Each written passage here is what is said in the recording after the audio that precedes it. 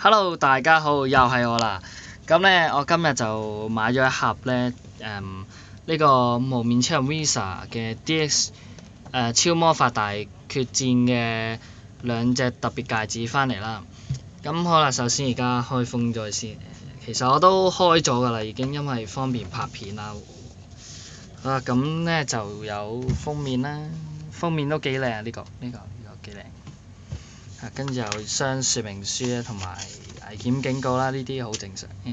好啦，而家開封先啦。係。咁咧，等陣啊。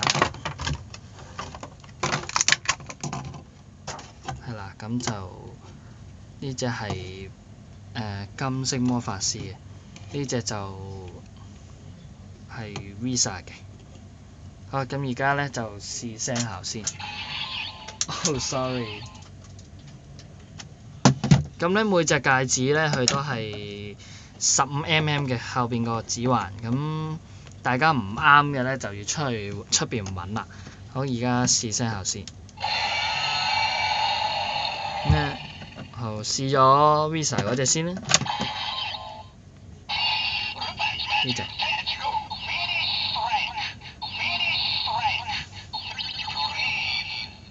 咁咧佢呢度咧會着燈啦。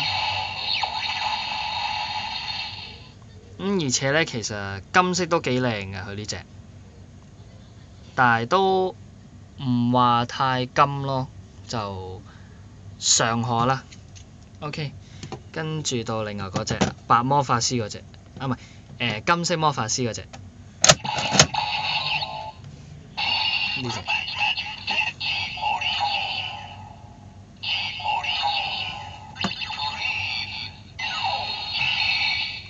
咁就冇乜特別啦，咁不如試下左手邊啦。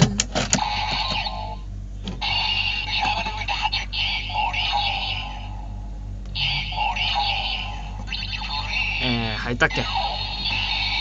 好，咁我哋試埋呢隻啊，睇下得唔得？係唔得嘅。咁好啦，今日就差唔多啦。咁其實咧，我上一集咧都同大家講過啦，上一套片都同大家講過，其實可以俾翻啲意見我，咁就去改善下，就唔好淨係睇片啦。多謝各位啦。